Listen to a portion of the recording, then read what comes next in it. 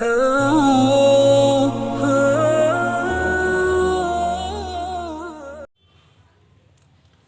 वालेकुम गाइस, कैसे हैं आप सब। उम्मीद करती हूँ आप सब बहुत अच्छे बहुत खैरियत से होंगे। मैं अफशान पल्स में एक बार फिर आपका बहुत खुशामदीद बहुत वेलकम करती हूँ। तो गाइस, आज हम बात करेंगे हकीमों के हकीम हज़रत लुक़मान अलैहिस्सलाम के बारे में, जिनकी हिकमत की मिसाल पूरी दुनिया में नहीं मिलती है। तो गाइस, अगर आपने हमारे चैनल को अभी सब्सक्राइब नहीं किया है तो प्लीज़ जाके सब्सक्राइब कर लें, ताकि हमारे आने वाले नए वीडियो की नोटिफिकेशन सबसे पहले आप तक पहुँचे। तो गाइस, हज़रत लुक़मान अलैहिस्सलाम के बारे में एक रिवायत में आया है कि ये अय्यूब अलैहिस्सलाम के भांजे थे और हज़रत दाऊद अलैहिस्सलाम का ज़माना इन्होंने पाया था। ये पैगंबर तो नहीं थे, लेकिन पैगंबरों के ज़माने से थे। ये फ़तवे देने का काम करते थे। जब दाऊद अलैहिस्सलाम पैगंबर बने तो उन्होंने फ़तवे देने का काम छोड़ दिया कि अब तो पैगंबर आ गए हैं, अब मेरा क्या काम। एक रिवायत में ये भी आता है कि अल्लाह पाक ने इन्होंने दो ऑप्शन दिए थे कि या तो पैगंबरी इख्तियार कर लो या तो हिकमत इख्तियार कर लो, तो इन्होंने हिकमत को चुना था। जब किसी ने उनसे पूछा कि आपने ऐसा क्यों किया, आपने हिकमत को क्यों चुना, तो उन्होंने बताया कि अगर अल्लाह पाक मुझे खुद पैगंबर बनाते तो वो मेरी खुद हिफाजत करते, लेकिन उन्होंने मुझे ऑप्शन दिया था तो मैंने हिकमत चुना, क्योंकि पैगंबरी का काम बहुत ऊंचा और बहुत बड़ी जिम्मेदारी का होता है जो मैं बर्दाश्त नहीं कर सकता, इसलिए मैंने हिकमत को चुना। और आपको बता दें गाइस कि हज़रत लुक़मान अलैहिस्सलाम बहुत बड़े हकीम गुज़रे हैं और इनकी बातों को सुनने के लिए बड़े बड़े मजमे लगा करते थे। और बहुत दूर दूर से लोग आया करते थे जो उनकी बातों को लिखते थे और याद करते थे। एक बार एक बहुत बड़ा मजमा लगा हुआ था, तो वहाँ पे एक आदमी आया। उसने हज़रत लुक़मान अलैहिस्सलाम से कहा, अरे तुम तो वही हो ना जो जंगल में मेरे साथ बकरियों का काम करते थे। तो उन्होंने कहा, हाँ मैं वही हूँ, कि तुम्हें इतनी इज्जत और शोहरत कैसे हासिल हो गई। तो उन्होंने कहा, सिर्फ दो काम मैंने किए जिसकी वजह से मुझे इतनी इज्जत, इतनी शोहरत, इतना नाम मिला। अगर तुम भी ये दोनों काम को इख्तियार कर लोगे तो तुम्हें भी दुनिया में वही इज्जत, वही शोहरत हासिल होगी। तो उन्होंने कहा, आप प्लीज़ हमें बताएं।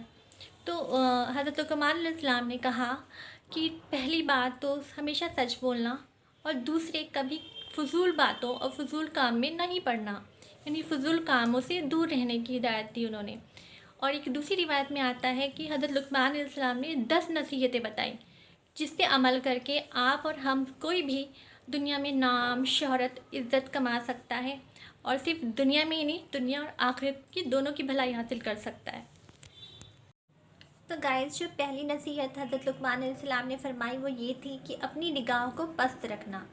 अपनी निगाहों को पस्त रखना यानी कि जब हम बाहर जाएं तो हमने इस चीज़ का ध्यान रखें कि हमारी नज़र किसी के घर के अंदर दाखिल ना हो। दूसरा, किसी गैर महरम पे नज़र ना डालना। तीसरा, किसी दूसरे के ऐबों पे नज़र, ऐबों यानी कि किसी के फॉल्ट, किसी की कमियों पे नज़र ना डालना। चौथा, किसी गलत काम को होते उस पर नज़र ना डालना। तो ये थी नंबर 1। नंबर 2 पे अपनी ज़बान को बंद रखना। अपनी ज़बान को बंद रखने का मतलब है जहाँ खामोश रहना चाहिए वहाँ पे खामोश रहना, और जहाँ पे बोलना चाहिए वहाँ पे सिर्फ बोलना।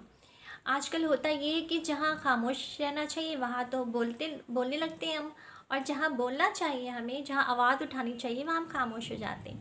तो नंबर 2 पे है अपनी ज़बान को बंद रखना। और तीसरा है हलाल रोज़ी इख्तियार करना। हलाल रोज़ी का मतलब, अगर आपकी हलाल रिस्क से आपके पास 100 रुपये भी आ रहे हैं, सिर्फ 100 रुपये आ रहे हैं, तब उसमें आपको राज़ी और खुशी से रहना। ये नहीं कि आप दाएं बाएं से कुछ और करने लग जाओ। नहीं, जितनी आपको हलाल रिस्क मिल रहा है उसमें इस सब्र और शुक्र के साथ रहना। नंबर 4 है अपनी शर्मगाह यानी अपनी बॉडी की हिफाजत करना, यानी किसी भी गलत तरीके से या रॉन्ग वे से अपनी ख्वाहिशात को पूरा ना करना।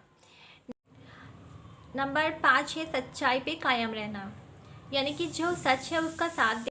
छठा है अहद को पूरा करना, यानी अगर आपने किसी से कोई कमिटमेंट किया है कि मैं कल शाम में 5 बजे आपके पास पहुंच जाऊंगा, तो आप शाम में 5 बजे वहाँ पे पहुंच जाएं।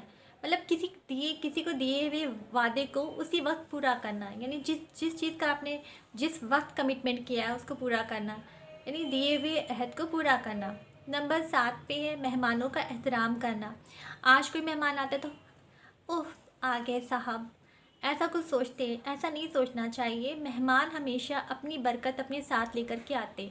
भले ही वो 2 महीने बाद, 4 महीने बाद, 5 महीने बाद हमें मिले, लेकिन मेहमानों के आने से बरकत हमें ज़रूर मिलती है। तो मेहमानों का एहतराम करना। नंबर 8 है पड़ोसी का ध्यान रखना। आज हम सालों साल जिस फ्लैट में रहते हैं, हमको पता ही नहीं चलता है कि बगल में कौन रहता है। कभी किसी के यहाँ चोरियाँ हो गई तो पता चला नेक्स्ट डे कि किसी के यहाँ चोरी हो गई। ऐसा नहीं होना चाहिए, हमें अपने पड़ोसियों का बराबर ख्याल रखना चाहिए। नंबर 9 है फिजूल बात और फिजूल कामों से बचना। फिजूल बात और फिजूल कामों से मतलब ये है कि जैसे हम पबजी खेल लें तो पबजी खेल लें, मोबाइल यूज़ करें तो मोबाइल ही यूज़ करें।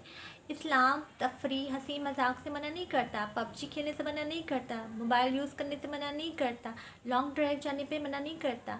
अब ज़रूर करें हंसी मजाक तफरी खेल सब कुछ करें, लेकिन हर चीज़ का वक्त होता है। ऐसा ना हो कि आप खेलने में इतने इतने महू हो गए, इतने बिज़ी हो गए कि आप जो है नमाज़ों का वक्त ही भूल गए, इबादत का वक्त ही भूल गए। ऐसा नहीं होना चाहिए। तो हमें जितना मुमकिन हो गॉसिप है, फिजूल बातों से बचना चाहिए। नंबर 10 पे है ज़िंदगी में आने का असली मकसद हमेशा हमें याद होना चाहिए कि हम ज़िंदगी में आए क्यों हैं, अल्लाह ने हमें दुनिया में भेजा क्यों है। अगर हमें ये मकसद याद होगा तो हम कभी भी ज़िंदगी में भटक नहीं पाएंगे।